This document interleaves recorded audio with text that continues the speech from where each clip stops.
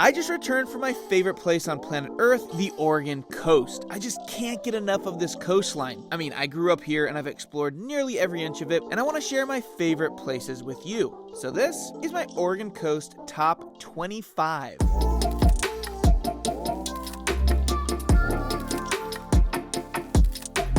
We are going to work our way from north to south in this guide, so we are starting with the northernmost town of Astoria. Astoria is Oregon's oldest settlement, established in 1811, so this town has a ton of history. It's where the Lewis and Clark expedition wintered in 1805, and it's where the classic movie The Goonies was filmed. But if you come to Astoria, you have to go to the Astor Column. It's the perfect intro to the coast. You climb 164 steps to the top, where you are rewarded with panoramic views of the Columbia River, the bridge, and the forested hills rolling out to the ocean. And you get to throw small wooden gliders off the top, which is really fun and a must-do if you have kids. Or a husband. Just 20 minutes south of Astoria is my hometown of Seaside. It's got that classic old-school boardwalk feel. It's arcades, entertainment, and family-friendly fun. This is the most entertaining family town on the Oregon coast, and I'm not just saying that or bias, there really is something for everyone. But if there's one thing you have to do, it's walk the entire promenade. The prom, as we call it, runs 1.5 miles right along the beachfront and is the perfect strolling path for the family. It's also really easy to get into town, grab a coffee, or Oregon's best gelato from Sea Star Gelato, watch the surfers, the kites, view the mini events going on here from the turnaround, and just engage in the fun that happens here. Seaside is touristy in the best kind of way.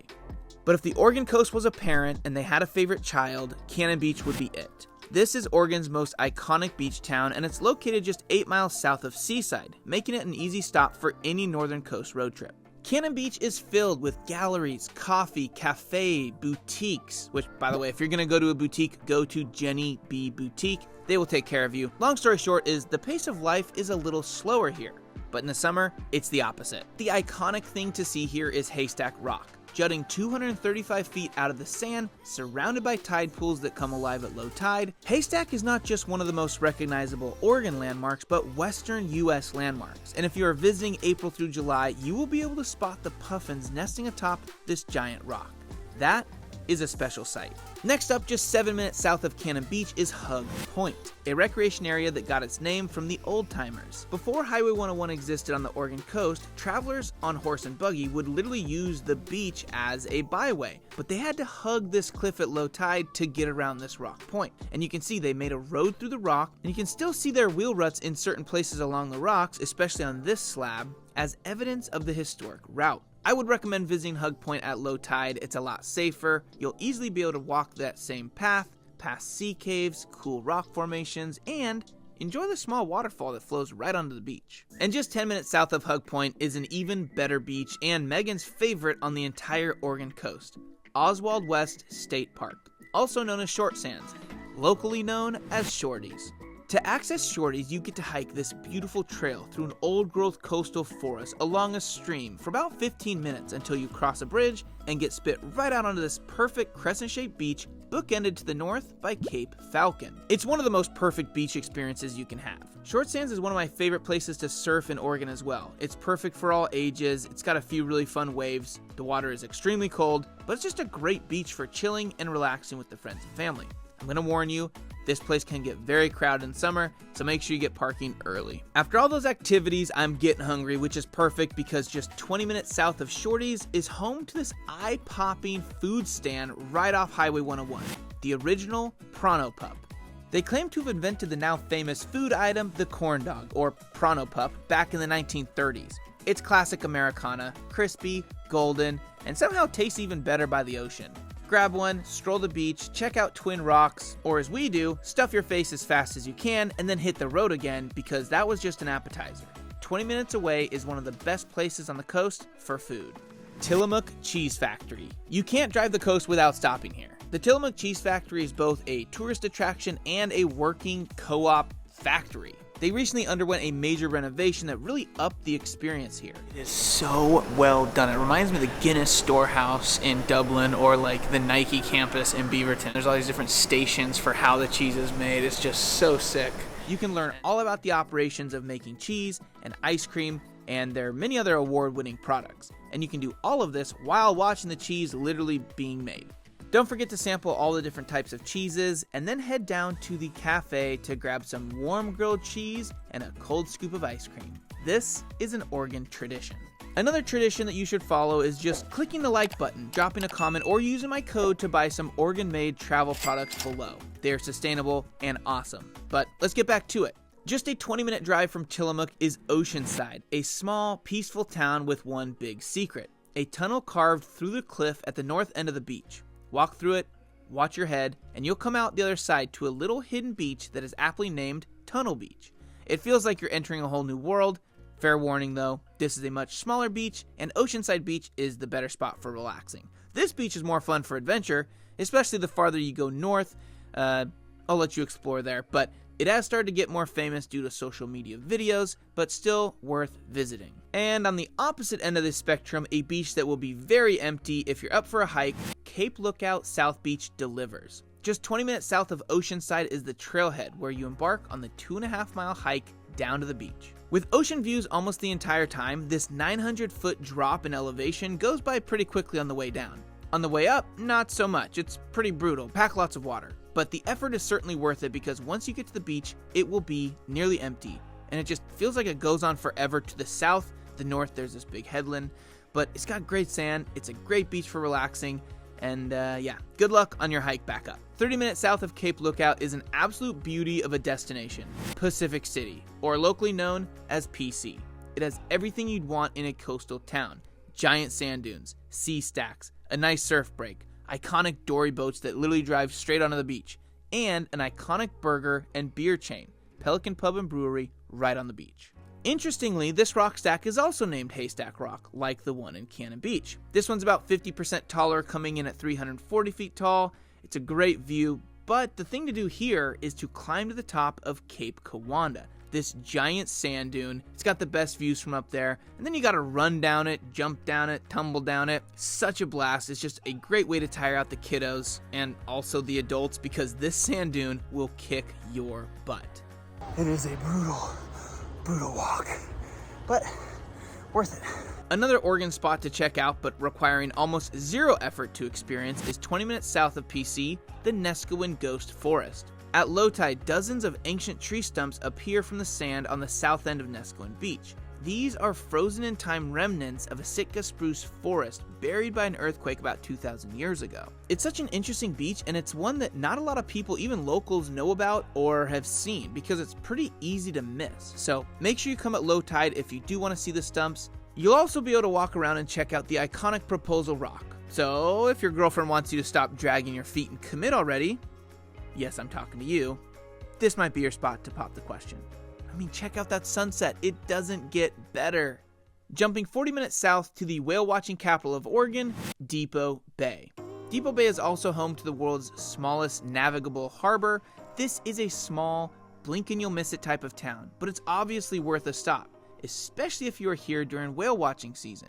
You'll be able to spot gray whales from the seawall, or from even some of the restaurants in town, or even from your car just driving through it between March and October. So we saw some whales at Depot Bay, which is like the epitome of what to do at Depot Bay, so I feel like we've done it. Probably 15 shows, maybe 10 shows. Super cool. So bring binoculars, grab some clam chowder, and keep your eyes on the horizon. And just 10 minutes south of Depot Bay is another killer spot you cannot miss. This is Agate Beach. There are at least 3 beaches on the Oregon coast that go by the name Agate Beach. This is my favorite. It's just north of the town of Newport. It's got a great surf spot out front, and there's this cool headland. This is Yaquina Head. You've got Yaquina Head Lighthouse. You've got these 2 or 3 little secret coves on the south side of the head, and it's just worth exploring here. And I imagine you can find agates at Agate Beach, although I'll be honest, I've never hunted for agates at Agate Beach. I just enjoy my time here, but let's move on. Newport, Oregon is my favorite Central Oregon coast town. It's just got so much to do in and around it. Just 10 minutes south of Agate Beach, you have to come check it out. And in the winter, you actually will see guys surfing under the Yaquina Bay Bridge, which is a pretty fun activity. This was one of my favorite waves I've ever got there. Another thing to do is check out the best aquarium on the Oregon coast, the Oregon Coast Aquarium. This is a nice, probably half-day activity, and if it's raining, definitely a must-do thing, or check out the mini lighthouses around here, but Old Town is the place to go. Sea lions will bark at you from the docks while fishing boats unload their daily catch. Grab some local fare, wander through the shops, and enjoy this working harbor vibe. Raw, real, and full of life. That is Newport. Somewhere else that is raw and real but a little more undiscovered is Cape Perpetua. 30 minutes south of Newport, this pocket of the Oregon coast is stunning. The visitor center is a great place to start. They have some good informative stations. Then it's a quick walk down to the ocean front to explore the inlets. And make sure you don't miss Thor's Well. It is literally a portal into the ocean. But be careful, it can get super dangerous when the surf is big. But the must-do activity here is hike up to Cape Perpetua, walk through the lookout structure that was built in the 1930s, and soak in one of the best views of the dramatic Oregon coast. I mean, Cape Perpetua always amazes. Another spot that holds its own is located 30 minutes south of Cape Perpetua, Florence, Oregon. Florence is another anchor of the central Oregon coast. It's got so much to do, and it is a big enough town to support a lot of visitors. But you'll quickly find out that Florence is known for its expansive dunes. In fact, it was the inspiration for the movie Dune, and it's easy to see why. There are 40 miles of epic sand dunes starting here and ending in Coos Bay, and as a result, sand sports is a huge part of the identity of this town. You can rent ATVs, go sandboarding, ride dirt bikes, side-by-sides, do a dune buggy tour, or just hike through the ever-shifting hills of golden sand. Regardless of how you experience the sand dunes, you have to experience the sand dunes. Almost an hour and a half south of Florence, we move to the southern Oregon coast. The southern Oregon coast is the least explored section of the Oregon coast. It's just a little more raw than the rest. And our first stop feels like it. This is South Cove Beach. It's a quiet little spot near the lighthouse at Cape Arago. On your way here, you'll see plenty of other incredible looking beaches, but this one is a little hidden gem. South Cove Beach, you guessed it, looks pretty far south, and as such, it sort of is blocked from a lot of western and northerly swells, so it's always a little chill here. But it does require a short hike down to the beach, where you'll find driftwood, tide pools, and gentle waves. It's peaceful, raw Oregon beauty, and it is perfect if you want some solitude. 40 minutes south is southern Oregon's gem, Bandon. Bandon's one of those towns that instantly makes you feel relaxed and happy. It's got cozy cafes, art galleries, a downtown that feels like a movie set, a harbor area, and they have a famous award-winning cheesemaker in town called Face Rock Creamery that you cannot miss. But if you were to do one thing here, it would be to play a round of golf at Bandon Dunes. Golf Digest ranked Bandon Dunes as the #1 golf resort in America. They have 5 or 6 world-class courses here that are just awesome, but I do recommend checking the greens fees before booking your stay. This place is expensive. And just outside Bandon is a beach that is a photographer's dream. This is Face Rock Scenic Viewpoint, named after this rock formation right there. According to the Coquel Indian tribe legend, Princess Iwana was lured into the sea by an evil spirit and was turned to stone while gazing forever at the sky. The rock formations here are absolutely breathtaking. There are about 100 more for you to check out for yourself, and hopefully you get it on a calm day. We got it on a blustery day. 30 minutes south of Bandon is one of my favorite secret, hidden, off-the-radar places on the entire coast. I had no idea that we had incredible sea cliffs like this until a few years ago, where Megan and I spent a few days exploring them. It's literally our version of the Cliffs of Moher, and it is in my top 3 places to watch the sunset on the coast. These sheer cliffs drop straight on the beach and into the ocean. This is a hidden gem, even among Oregonians, a hidden gem. You can park in the south and walk this trail out to access the top of the cliffs, or you can park by the lake in the north and walk down beach for a while until you are absolutely dwarfed by these massive cliffs. 30 minutes south of the cliffs is Cape Blanco, Oregon's westernmost point, and it feels like the edge of the world. All land is behind you as you face due west into the unknown of the Pacific Ocean. The lighthouse here is the oldest still standing on the Oregon coast, and the views stretch forever in every direction. Just know, every time I've gone here, the winds have been absolutely ripping. And it makes sense, you're on a peninsula that stretches miles into the ocean, so you're pretty exposed, and you get these crazy weather patterns. Down below to the south of the lighthouse is Needle Beach. As far as I'm concerned, you don't come down here, I don't know what you're doing. Why did you come to Cape Blanco? Because this beach you're gonna have to yourself. This rock stack is absolutely enormous in person, and there's no one else on the beach but me. No footprints. Come down here, especially if it's north winds and you're like, there's nothing to do. There is something to do. South of the headland during north winds will be beautiful. At the very least, add this to your bucket list so you can say you've been to the westernmost point in all of Oregon. A little farther south is one of Megan's favorite little towns, Port Orford. It's small, artsy, and totally authentic. It's one of the few places where fishing boats are lifted in and out of the water by cranes. A sight worth seeing in person, not just on Google Street View. It's also a great place to grab coffee, browse some local fare, chat with people who call this wild stretch of coast home. I mean, this view south is just unreal. And if you're willing and able, feel free to scramble up to the top of Battle Rock for a small little adventure, if you consider getting poison oak on your crotch an adventure, but the views are worth it from up there, but definitely not necessary. Just south of Port Orford is Sisters Rock State Park, a massive rock trio that rises up out of the ocean. If you blink, you'll miss both the small turnouts off 101, but the short walk down and these secluded beaches are certainly worth the effort. The sheltered cove on the south side was the landing spot for eager prospectors in the 1850s and 60s seeking their fortunes in gold from southern Oregon's rivers. And then this whole site was a rock quarry from the 1950s to the 1980s, so you can still see the scarring of that past on a few of the rocks today. It's a weird little stop, but worth it. Half an hour south of Sisters Rock is a must-see. And I know I've said that a lot, this one is absolutely the must-see here. The Samuel H. Boardman Scenic Corridor. It's basically a highlight reel of Oregon's wild southern coast. It is a 12-mile linear state park that is chock full of viewpoints, coves, beaches, rock stacks, arches, and raw coastal cliffs. There are so many incredible places to highlight here. Secret Beach really is the gem. It is a not-so-secret beach that requires a short hike down to this viewpoint, then onto the beach, where you can practically feel the magic. This might be the best photograph that you can get on the coast. Just stunning. And just 10 minutes south of Secret Beach is a much more public and accessible beach, but just as spectacular, Harris Beach. This state park and marine garden has rock stacks, tons of driftwood for kids and adults to play and make forts and structures. There's tide pools, sea life, and tons of space to set up camp and spend the day.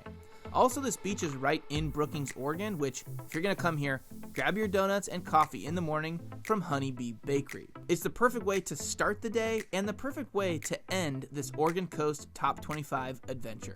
If you like this video, please like and comment your favorite spot, but then head to the link below and buy some incredible Oregon-made natural products from my friends over at Silver Falls Sustainability Company. It really helps me create more videos, so use my % off code and pick up some great products. I hope you enjoyed my Oregon Coast Top 25, and we'll see you in the next one.